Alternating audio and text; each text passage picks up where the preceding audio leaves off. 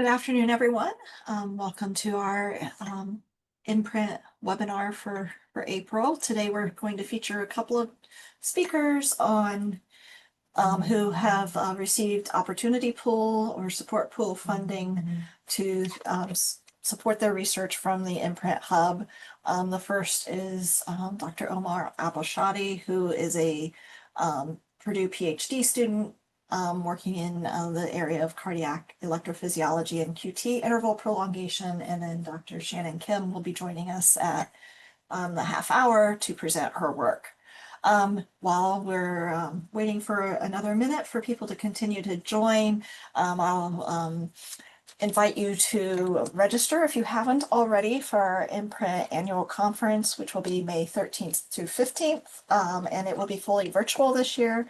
We're hoping for very active participation from our attendees, so please scan the QR code or head over to mprint.org to register for the annual meeting.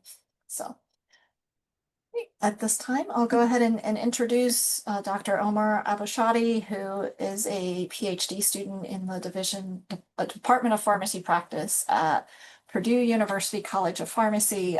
He works with our group here at the MPRINT DMKRCC on some projects, and is focusing on his thesis dissertation is on QTC interval changes in pregnancy and the effect of pharmacogenetics and the effect of pharmacogenetic variants in hERG channels and other enzymes to impact stillbirth and other outcomes. So that I will turn it over to Dr. Aboshady. Thanks so much, Dr. Queenie, for the invitation and for the kind introduction. It's my great pleasure to present today one of our three projects to understand the cardiac repolarization and also the changes that happen overall in the cardiac and also the uterine during pregnancy. So this project is a systematic review and meta-analysis where we try to quantify the changes that happen in QTC interval across healthy pregnancy and also in preeclampsia. So just in the beginning, I want to say that we don't have any financial disclosure related to this work. And here's an outline of my presentation. I will give a rapid background about cardiac repolarization and then changes in pregnancy and preeclampsia and why this project is relevant. Then I'm going to present the method, result, and conclusion. And again, I give a rapid background about the current two projects also working on this in this area. So as you know, that cardiac repolarization is important either clinically or from the drug development perspective for drug safety.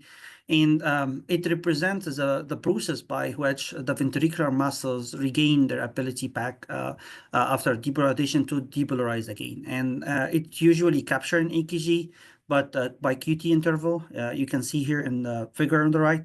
This is a surface EKG, and this is a ventricular cardiac micelle cell. And here is a QT interval. Start from the beginning of QRS complex to the end of QT wave. And it's usually divided into three phases. The first one of the QRS itself, and it represents the ventricular depolarization. And it's mainly driven by the sodium entrance inside the cell. The second phase is early repolarizations, which is represented in the EKG by J to T peak point. And it's mainly derived by the entrance of the calcium, opening of the calcium channel, and the late sodium channel. The late phase of the QRS of the QT is late repolarization, and it starts from the T peak, the T end, and is mainly driven by hERG channel or IKR. And most of the drug work on the hERG channels. And the QT interval is highly affected by the changes in heart rate. And that's why we usually use heart rate corrected by different equations, such as Bassett correction or Framingham. And the normal heart rate corrected in non-pregnant adult female is between 360 to 460, while in other male is less by 10 milliseconds from 350 to 450. And it's very well reported in the literature that QTC prolongation more than 500 millisecond is associated with 2 to 3-fold increase in the risk of the torsades, which is a catastrophic polymorphic ventricular tachycardia that leads to sudden cardiac death. So shifting the gear to pregnancy, and here everyone know that pregnancy is a continuous status of a change throughout the body, including the heart. So the change in the heart is merely by increasing heart rate and systolic volume, leading to increased cardiac output. And also the left ventricle itself is increased by about 50%. And if the size of the heart is increased, it's expected that the time for rebroadation will take more time, so may increase the QT interval. And also there's left ventricular diastolic dimension increased, and also the Schomburg itself is increased. And not only the heart, but also the hormone it also changed throughout pregnancy. In this figure, you can see on the x-axis, this is time in pregnancy in weeks. And this is the estrogen and progesterone level on the y-axis.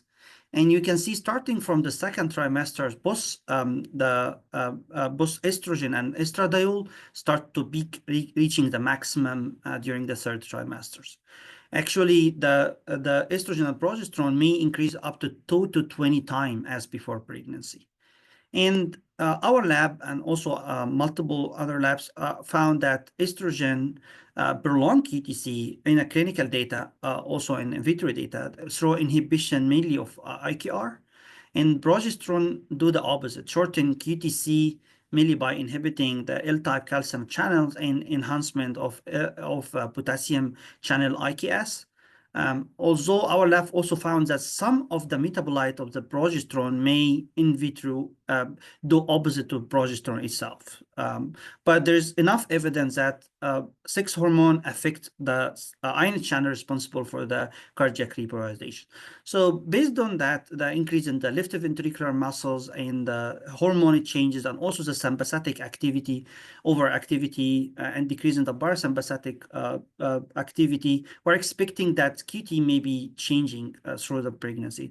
But why this is important? Because also multiple QT prolonging drugs are commonly used in pregnancy, such as ondansetron and selective serotonin reuptake inhibitors. But there is little data about either the current state without this drug and after this drug. So there's some gaps here. I want to also highlight that preeclampsia causes additional cardiac stress. So, it's a very common complication in pregnancy, occurring about 5 to 10% of pregnancy. And it's one of the leading causes of maternal and mortality and morbidity throughout worldwide. And in this figure, you can see there's additional cardiac stress on the preeclampsia comment. So on the left here, you're gonna see this is the ventricular thickness in healthy normal pregnancy, whereas there's eccentric left ventricular tachycardia, increased heart rate, and cardiac output. But normally, this hypertrophy will go to the normal within 6 months after postpartum to a year. In the preeclampsia, this is not the case. There is concentric hypertrophy where there is irreversible thickening of the muscles, and usually it's less likely to recover postpartum, and this increases the long-term cardiovascular disease in preeclamptic women. And not only the concentric hypertrophy is additional stress, but also there's electrolyte imbalance that has been reported in preeclampsia, such as hypokalemia and hypocalcemia, that has been reported also to affect the QT interval. And also some drugs like magnesium sulfate that are used to prevent complication in preeclampsia also may affect the QT interval. So there is additional risk to change more changes in the QT in preeclampsia. So what is the status in QTC and pregnancy in preeclampsia? Still, it's there's not well documented, and there's inconsistent results. So some studies, and this is the majority of the study, found that there's QTC interval lengthening during the second and third trimesters, either in normal pregnancy or in the preeclampsia. But some other studies found no changes or even shortening during the late phases.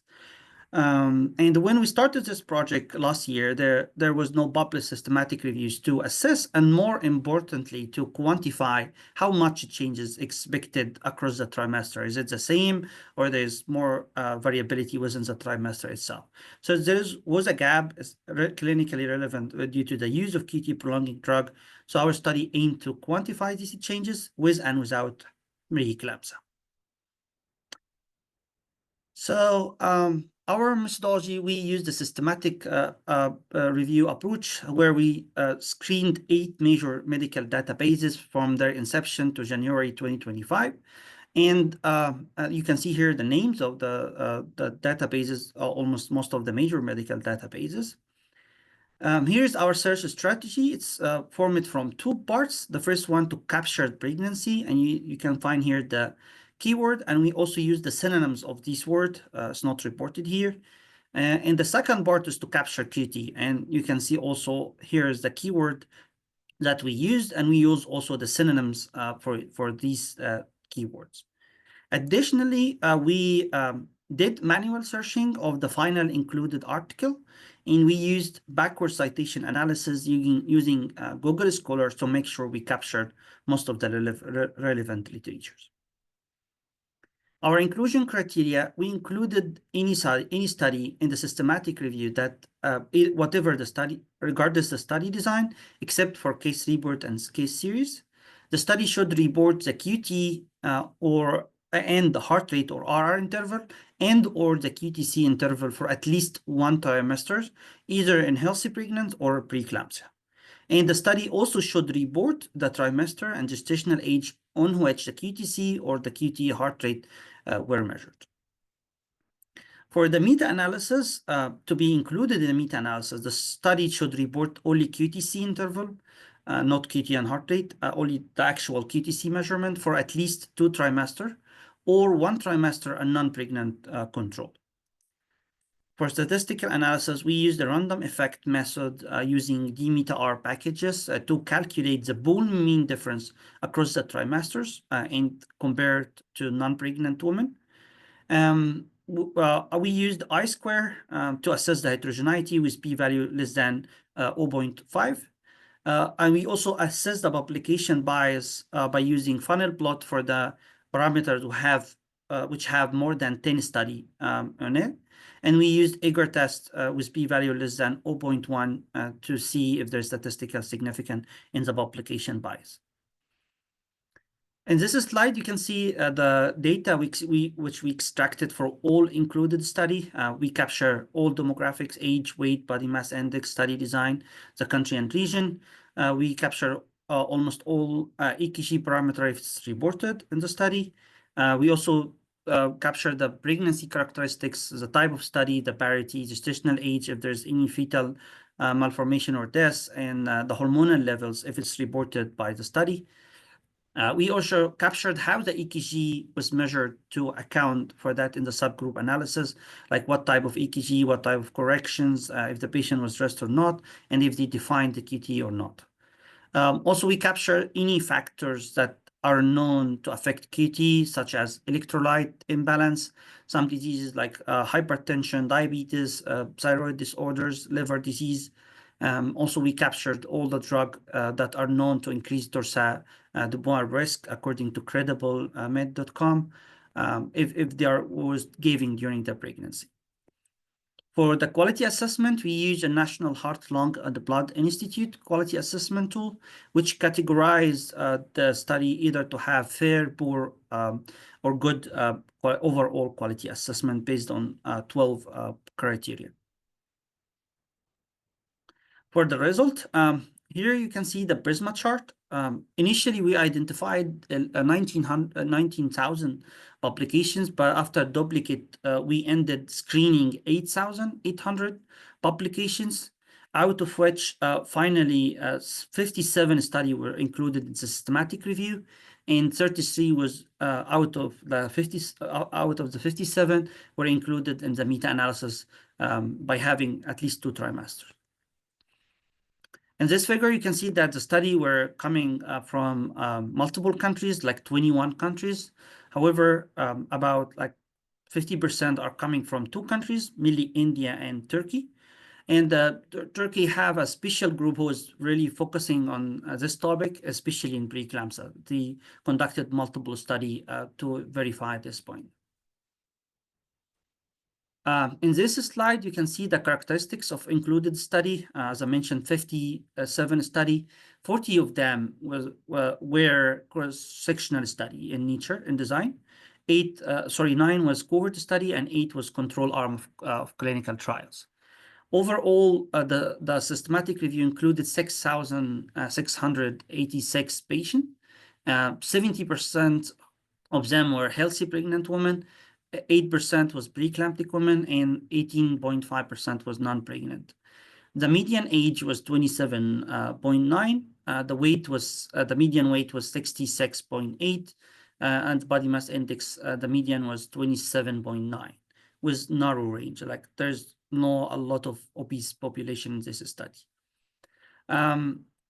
45 study, like 80% of the study used 12-lead EKG, and the BAZET formula was reported in 70% of the studies. However, 22% the studies didn't report how they corrected for the QT.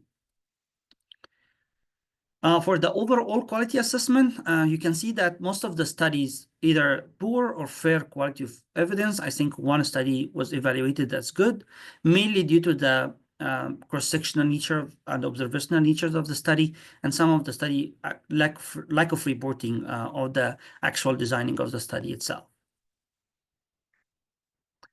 In this slide, this is on this figure, you can see in the x-axis, this is 4 groups of population. The first one is non-pregnant group. The second one is the first trimester, second trimester, and third trimester in normal pregnancy, and the last cohort is in the third trimester preeclampsia. On the y-axis, you can see the mean QTC reported in the study, regardless the type of correction. So you can see compared to the non-pregnant woman, there was increase in the first and second trimesters, and also the third, but the maximum we reached during the second trimester was more variability during the third trimester. And also you can see that preeclampsia was the highest in increase compared to the non-pregnant woman, and also it was higher than the third trimester normal pregnancy. You can see the median was 440 milliseconds compared to 400 in the non-pregnant group and 416 in the third trimester normal pregnancy. This figure is the same, but we limited the QTC to only to have a BAZET to make sure that we have a consistency in the correction. And you can still see the trend, is the same trend is there, with slightly higher median values and less variability, but same trend. There's increase across the trimester of pregnancy compared to non-pregnant, reaching highest in the preeclampsia. To see if this increase is statistically significant, we did the meta-analysis, and I'm going to show now the result for normal pregnancy compared to non-pregnant control. So in this first plot, you can see the first trimester versus non-pregnant controls. And overall, there was a 10 millisecond statistically significant increase in the first trimester compared to non-pregnant women, with almost no heterogeneity and reported in the study. And you can see all the trend except one was showing increase. In the second trimester, compared to non-pregnant women, the overall pooled mean difference was 20 milliseconds. Was just statistically significant, but there was more heterogeneity in the study, mainly not because of the direction, but about the quantity of increase. But almost all the studies showing increase. There is no negative or decreased QTC interval in this study. And there was no publication bias in this first plot. In the third trimesters, compared to non-pregnant women, still the same trend. Almost all the studies except 3 or 4 show its a significant increase in the QTC with pool mean difference of 23 millisecond, which was statistically significant. Heterogeneity merely derived about the amount of increase with no publication bias. Where we tried to, as planned, we did subgroup analysis to reduce this heterogeneity. And we did subgroup analysis by geographic location, study design, type of pregnancy, type of EKG, type of correction, overall quality, but none of this subgroup were able to statistically reduce this heterogeneity in the studies. In the preeclampsia, we compared the preeclampsia woman versus normal third trimester woman. And you can see still the increase in QTC is more predominant with pooled mean difference and 21.7 millisecond increase, and still heterogeneity in high about the quantity, but there's no publication bias. Similarly, we did subgroup analysis predetermined, and we were not able to reduce the heterogeneity. Part of it because the number of study in each category was small, and also some multiple study didn't report this outcome in the study itself. So limitation and overall, you can see that most of the study had low to fair overall quality score, which may limit the strength of our conclusion. The majority was reported from 2 countries, India and Turkey, which may limit generalizability of the result. And the lack of reporting of some parameters and low sample size in some studies may impact the accuracy of the subgroup analysis. To conclude, our study showed a significant QT interval lengthening in the old pregnancy trimester compared to non-pregnant women, which was more increased in the case of preeclampsia during the third trimesters. In arithmogeneity based, especially in the preeclampsia, with using QT prolonging drug may need further investigation to understand more about the safety of this drug. I want to highlight that this systematic review just published in Clinical Pharmacology Therapeutics early review now in February 2025. And the details and all other EKG parameter also is reported in this study in pregnancy. So I just one slide about the current 2 projects we are working on to build upon this systematic review. The first project is a cohort study where we are trying to understand if the pregnancy-induced sex hormone and metabolite fluctuation over the pregnancy trimester have a relationship with the expected QT interval change based on our systematic review. And to conduct that, we are recruiting 40 pregnant women to conduct 3 visits during the second and third trimester. The first visit will be between 18 and 22 gestational week. The second visit is between 28 to 32, and the third visit is more than 36 week.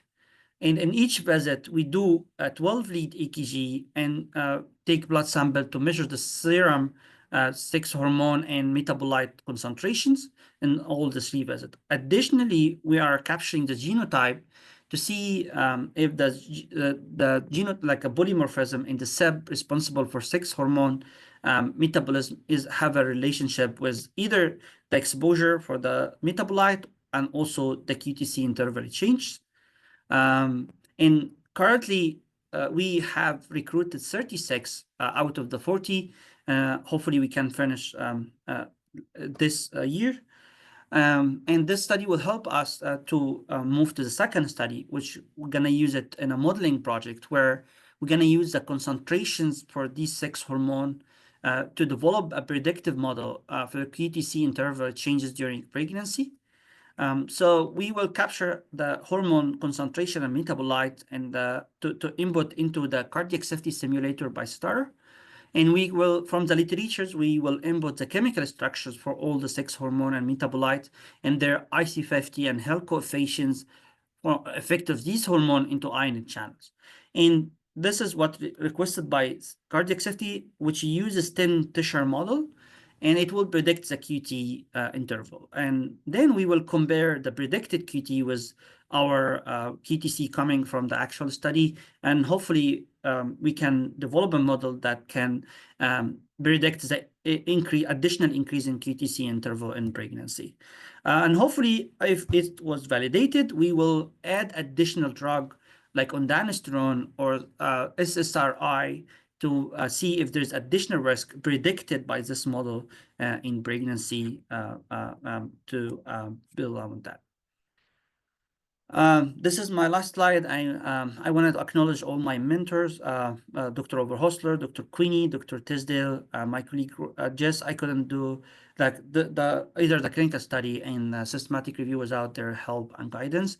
As Sarah mentioned, this project is supported by MPRINT, Bull Opportunity Fund, and there's still another 2 projects we're still working from the same Bull Opportunity. And thank you. I'm ready for any question. Great. Thank you, Omar. This time, if you have questions in the audience, please feel free to put them into the Q&A or raise your hand, and we can allow you to ask your questions verbally. While we're waiting, Omar, can you found a difference in the preeclampsia with a prolonged QTC. Do you know what the mechanism of that might be? Yeah, I think the first is like the ventricular thickening itself. So the concentric change in the pregnancy may increase the QTC. That's one mechanism, hypoxic. The second one is electrolyte disturbance, the hypocalcemia. We tried to adjust for that in our systematic review, but the number of study was small to see if it's driven mainly by the electrolyte disturbances. But the electrolyte disturbance, we assume it have a significant, or especially hypocalcemia, to have a role in this additional increase.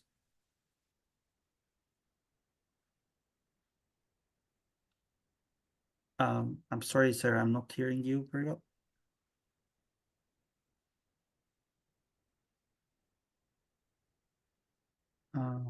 What is the clinical significance of your work?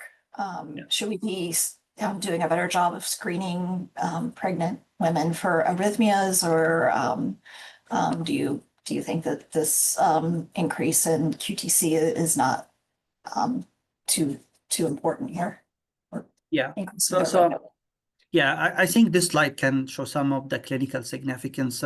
So you can see here, this is a study was showing the instance of arrhythmia during pregnancy, and it's published in 2022 in JACC. And in this figure, you can see that the instance of arrhythmia is increasing in pregnancy and hospitalization frequency of hospitalization, and it's increasing.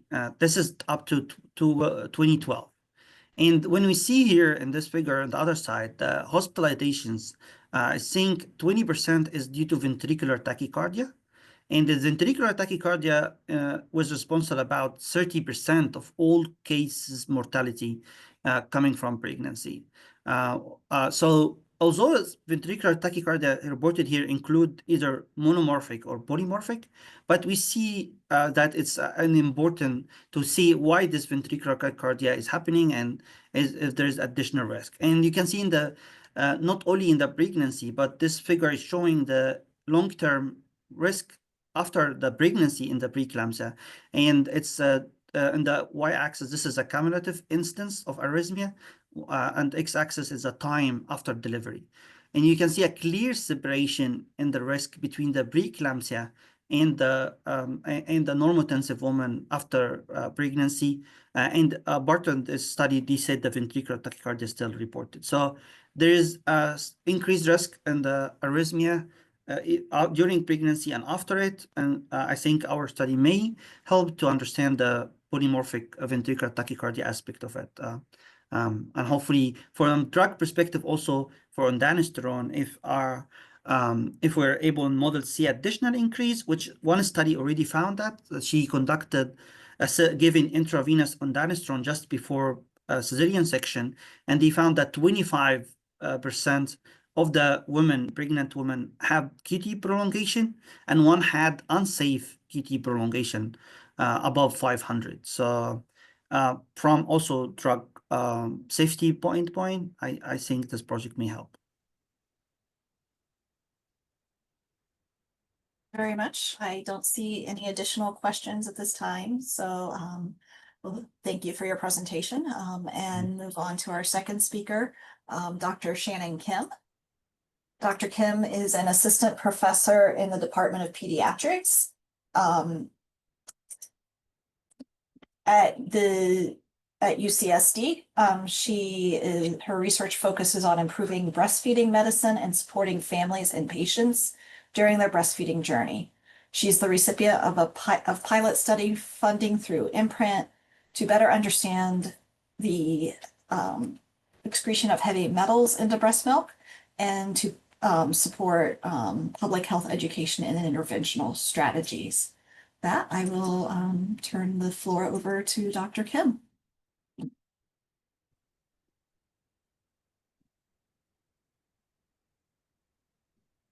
Hi, thank you for having me today. I apologize for being late.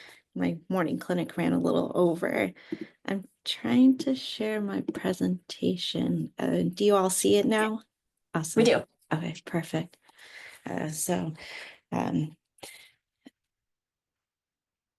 thank you again for having me. I am a general pediatrician at UCSD. My mentors for this project include Dr. Janine Young and Dr. Tina Chambers. Additional collaborators on this project include Dr. Jeremiah Momper, Dr. Raymond Suhandynata, and Kerri Bertrand. And today I'll be talking about our project titled Exploratory Study on Lead and Other Heavy Metals in Breast Milk based on donors' race, ethnicity, birth country, socioeconomic status, geographic location, and potential sources of exposure. As for the background, lead exposure through breast milk is a known risk factor to infants born to immigrant mothers. Elevated blood levels can cause developmental delays, and potential exposures to lead in developing countries can include contaminated soil, spice, cookware, makeup, and home remedies. Many of these items may still be used after these families move to the United States as well. The CDC and the American College of Obstetricians and Gynecologists recommend serologic testing of immigrant females when they're pregnant and are breastfeeding, but there's been limited adoption of these guidelines, either based off time, limited resources, and/or familiarity with these guidelines. For pediatricians and family medicine physicians, we screen for risk factors, including living in a home built before 1978 with peeling or chipped paint, or renovations during the mom's pregnancy or after the child is born, eating food from old or imported pottery or dishes, eating candies from Mexico or Asia, imported spices from another country, as well as having medical insurance, participating in WIC, which is Women, Infant, and Children program. We screen at all well checks between 6 months of age to 9 years of age, and there's no safe blood lead level in infants, toddlers, or children. So a novel approach to this is to identify potential risk of lead and other heavy metal exposure in infants and children to test the parent's breast milk.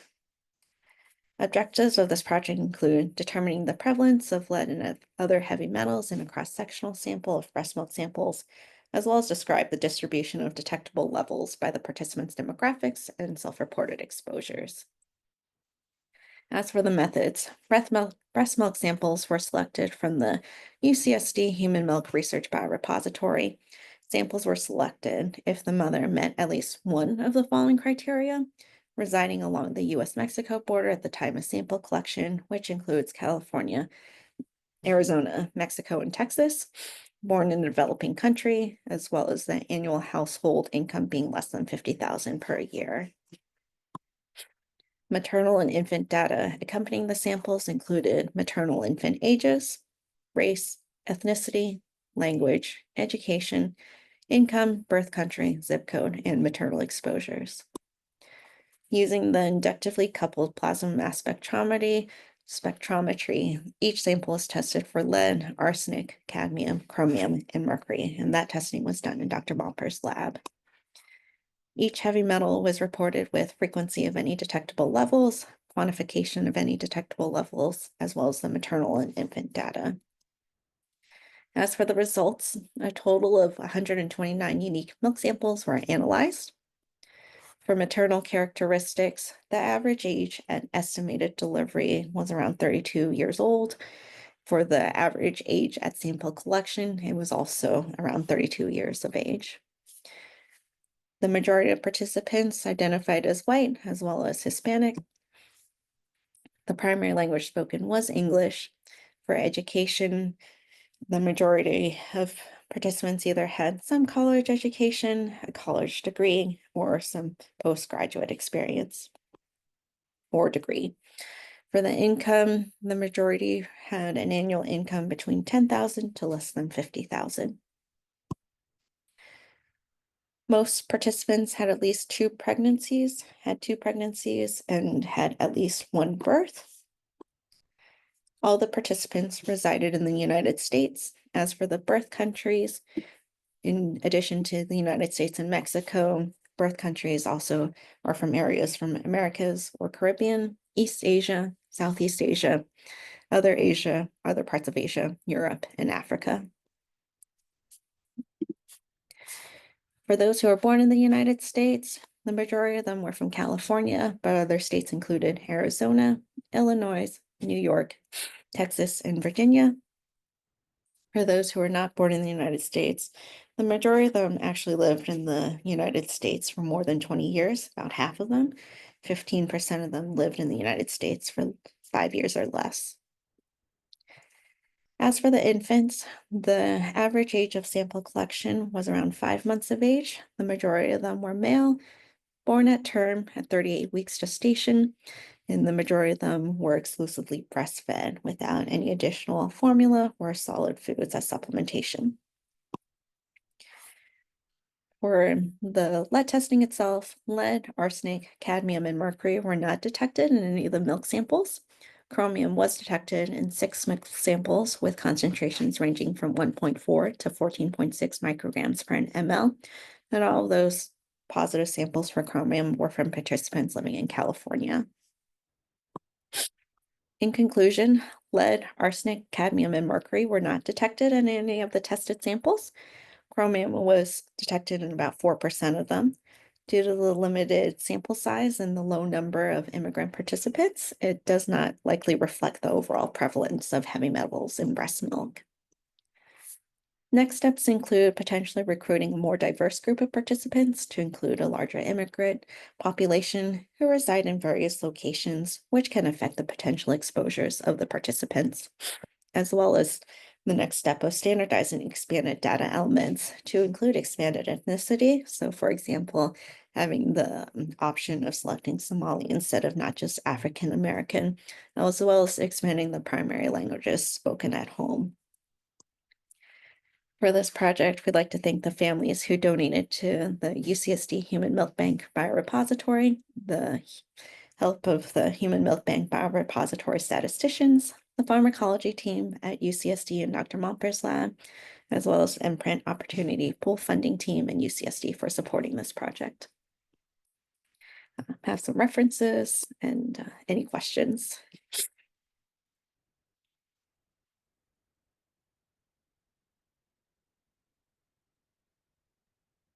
Sorry, Dr. Quinney, I can't quite hear.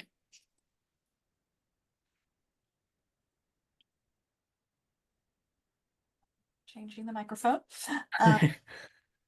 Can you tell me what the limit of detection or quantification was for the metals you were evaluating? So the one that Dr. Momper's lab actually found was for the chromium. It was 1.4 to 14.6 micrograms per ml. Unfortunately, fortunately, there were no lead, arsenic, cadmium, and mercury detected in any of the samples. Sorry, Dr. Quinney, it's the microphone again. Do we have an idea of what the risk of these concentrations are for chromium? Yeah. If this, say, was a plasma concentration, what would you anticipate? Well, as a general pediatrician, I have less familiarity with this, and the my mentor's labs we're less concerned about these levels as we ended up now looking more into the potential exposures of it. It is found chromium is naturally occurring in rocks, environmental factors, animals, plants, and soil, and it can change in different forms from what I found, not just in like water, but also soil and other environmental factors. And what I've learned is that it can be found in contaminated well water, which is only a certain population in the United States who still get their water from wells. And then it can be found through work exposure too. So steel making, dye exposures, pigments, leather tanning, and wood preserving from what I've learned. And so that's a certain population as well, which is why hopefully in the future projects, we can expand upon the populations who are recruited to participate in the project.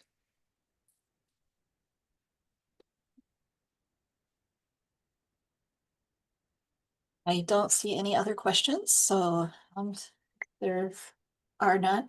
Thank to both Dr. Kim and Dr. Aboshady for providing our presentations at this week's webinar.